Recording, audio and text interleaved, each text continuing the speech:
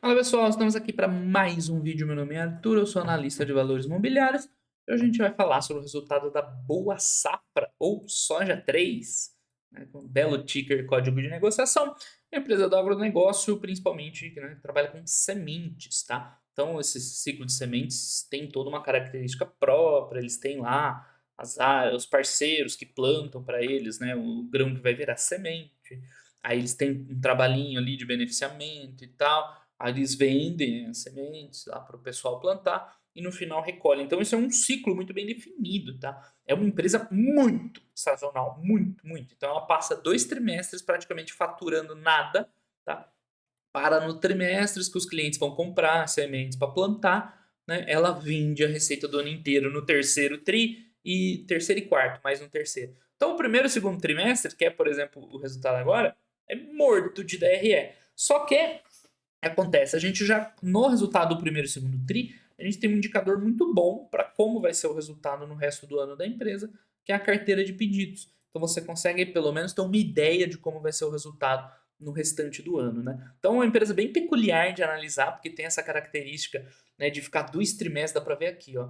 Né? É 2 trimestres fraquíssimos, 2 trimestres muito bons. Dois fraquíssimos, dois muito bons.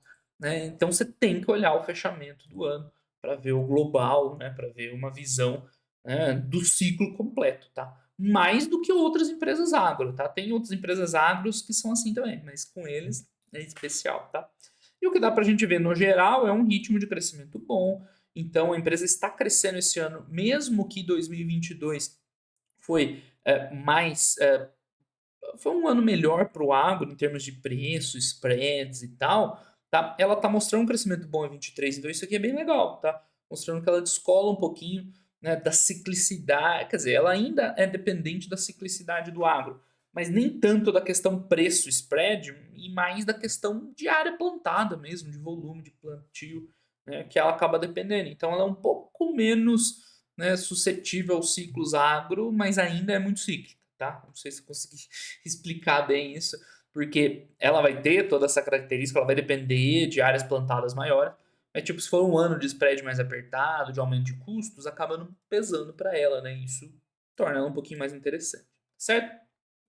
Vamos dar uma olhada aqui na empresa. Como eu falei, o resultado do segundo tri, pessoal, não é muito útil dela em termos de ver receita, de ver EBITDA, tá? Porque é baixo, a gente já vai ver lá, é quase irrelevante, tá? Mas o que, que é legal ver? É isso aqui, ó, é a carteira de pedidos. Então a gente está vendo que a carteira de pedidos hoje, segundo tri de 23, é 40% maior que segundo tri de 22, ou seja, é um belo indicador que para o restante do ano os números dela vão ser muito bons, vão ser melhores que o do ano passado, tá? Claro, tem que confirmar, mas enfim, né, isso aqui tem tudo para ser confirmado no segundo tri. Então, isso aqui é a informação mais importante disparada para ver nesse resultado da Boa Safra. E praticamente, assim, é o mais importante, tá? Porque o resto a gente vai ver, né, acaba sendo irrelevante dentro dessa sazonalidade. Você tem um dívida líquida e EBITDA, tá? Que também é sazonal, porque a entrada de caixa vai vir no segundo semestre, então não adianta você olhar o endividamento agora o endividamento tá alto.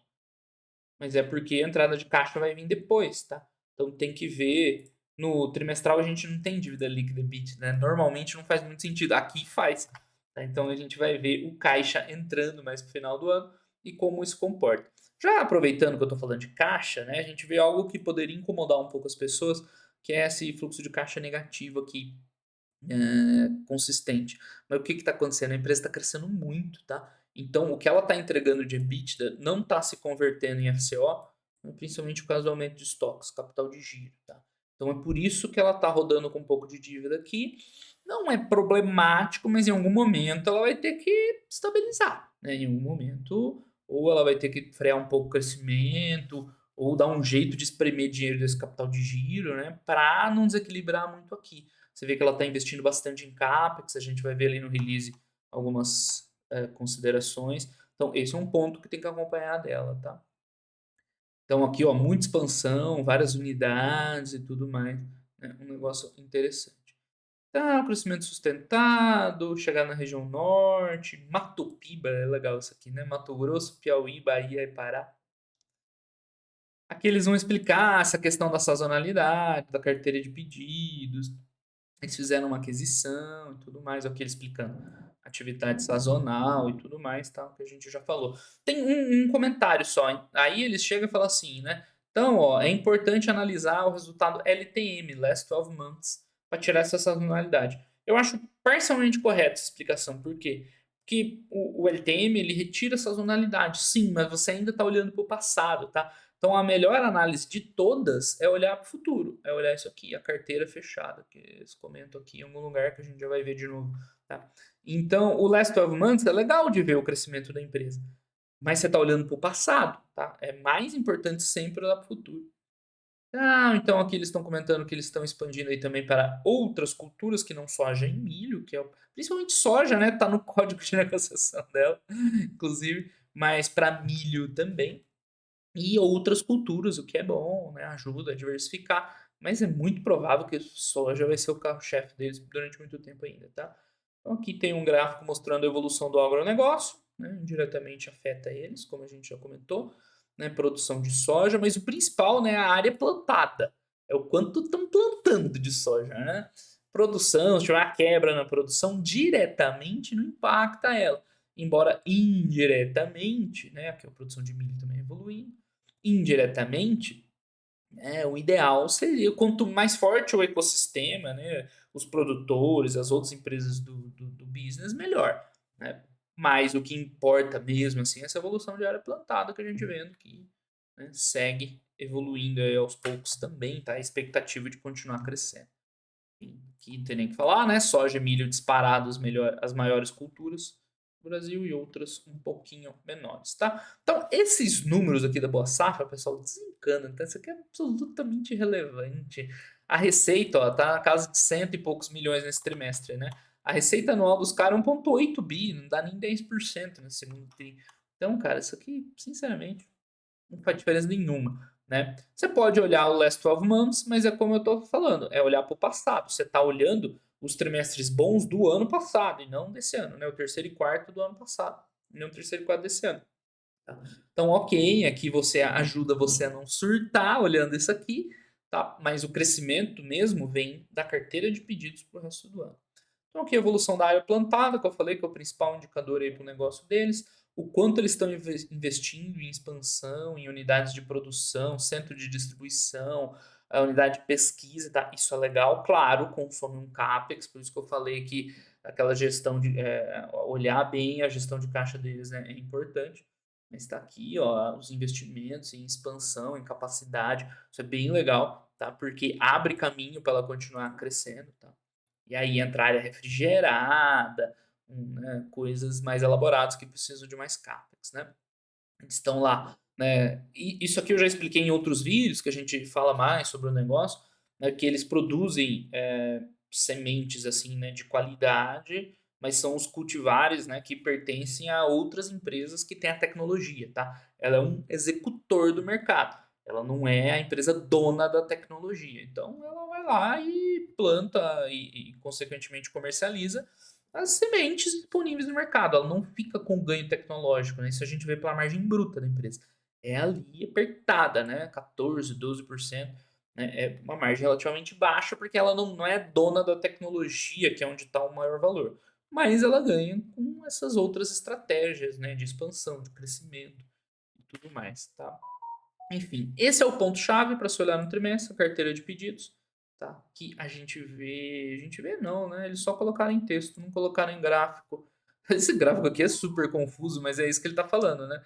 Entram os pedidos e depois, né, esses pedidos diminuem, né? Enfim, né, esse gráfico aqui ficou horrível. Mas o que a gente tem para analisar é que tem ali 1 bilhão e pouco em pedidos, que é maior do que tinha no ano passado, 40% maior. Então aqui, ó, a receita, esse gráfico é legal de ver, né? Entra pedido, mas não entra receita. Entra pedido, mas não entra receita. Bum, receita tudo. Então foi uns 900, quase 1 bi aqui em 21. Mesma coisa em 22, que foi tipo 1 bi meio, né? 1 bi mais ou menos. Aí esse ano a carteira de pedidos está mais alta, tudo indica que a gente vai ver duas barrinhas entre o terceiro e o quarto tri. Aqui não faz muita diferença, terceiro e quarto, bem maiores que essas daqui. Essa é a ideia, tá? Do negócio. Então, aqui a receita LTM, que eu já expliquei, a receita do trimestre irrelevante, tá? Nem olha, lucro bruto, isso não faz diferença nenhuma, tá? Interessante é olhar no final do ano nela, quarto tri, né? O que, que tem aqui? Lucro operacional, tá? Do trimestre, não faz diferença nenhuma. Resultado financeiro, mesmo com a dívida aumentando, né? É uma coisa para se observar, mas como tem derivativo, tem outras coisas, né? Acabou que ainda não aparece tanto.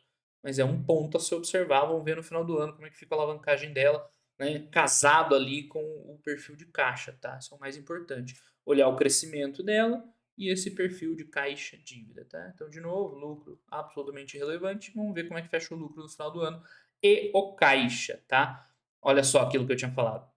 Por que, que o fluxo de caixa operacional dela não aparece igual aqui? Né? Tá baixo, baixo perto do EBITDA. Porque tá ficando muita grana presa em capital de giro por essa expansão dela. Então, isso aqui, durante um tempo de expansão acelerada, não tem problema, tá? Agora, não dá para ficar para sempre ficando toda a grana no capital de giro, senão daqui a pouco o endividamento dela explode, tá? Então, em algum momento, isso aqui tem que acomodar, tá? É uma das coisas mais importantes para se observar, tá? No resultado da boa safra. Aqui o investimento, que não é baixo, tá? Também em conjunto lá com o FCO. E o endividamento, mesma coisa, tá? Então, dívida bruta, dívida líquida, tá? Aqui você vê como o endividamento aparece alto no segundo tri, mas no quarto tri vocês vão ver que vai diminuir pela sazonalidade.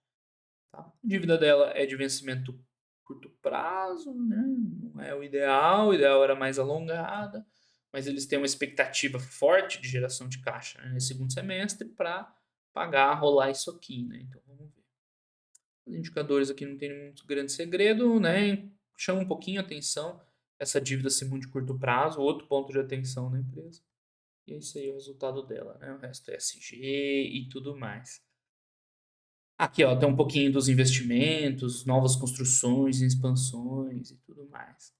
Então, cara, a Boa Safra é interessante, tá? O resultado dela é um crescimento forte, mas ela tem que equalizar bem aqui essa geração de caixa barra capex, consequentemente, o impacto no endividamento, que vai ter repercussão no resultado financeiro. Você vê como tudo é correlacionado, né? Então, ela tem um caminho, parece que legal pela frente, está crescendo, né? Os números, receita, pela carteira de pedidos, né? Vamos começar aqui, né? Carteira de pedidos do ano é 40% superior ao ano anterior, que isso aqui é o mais importante. É a única coisa que nós vamos falar de resultado DRE dela. Quer dizer, nós não vamos falar nada de DRE. É isso aqui que tem para comentar sobre o resultado do segundo TRI, basicamente, né? Então, a expectativa é que o segundo semestre entre uma receita grande e um caixa grande, tá? Importante acompanhar a evolução do FCO da empresa, principalmente relacionado ao capital de giro. Eu mostrei lá para vocês. Que mais, né? O CAPEX é relevante, principalmente, ó, vou colocar diferente. CAPEX é importante para dar suporte ao crescimento, mas tem consumido bastante caixa, principalmente com o FCO comprometido pelo capital de giro, tá? Importante isso aqui. Ok, então. Endividamento momentaneamente alto, mas é preciso verificar no final do ano onde as grandes entradas de caixa são esperadas. Tá? Então, a Boa Safra vem entregando bom crescimento, mas precisa ajustar melhor sua relação geração de caixa, CAPEX, endividamento. É crescimento, é tudo interligado, né? Mas é isso, ela vai dar uma melhorada no capital de giro, aí sobra dinheiro para continuar tocando. Se não vai ter que dar talvez uma cortada no CAPEX, ou talvez um endividamento maior. Então, isso que eu quero dizer com relação, né? geração de CAPEX, caixa e endividamento.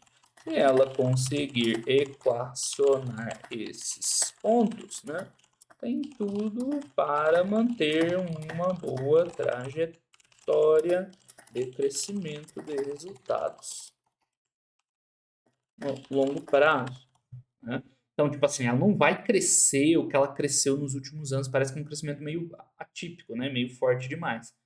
Mas, enfim, em algum meio termo aí ela vai ter que se encontrar. Mas, de qualquer forma, a soja 3, boa safra, a gente só vai ter uma noção melhor mesmo no final do ano, para sentar ali e ver. Os sinais desse ano são bons, são animadores, né? Com essa carteira 40% maior de pedidos, mas no final do ano vamos ter a confirmação. Beleza, pessoal? Então esse foi o resultado da boa safra. Grande abraço a todo mundo, até os próximos vídeos. Valeu!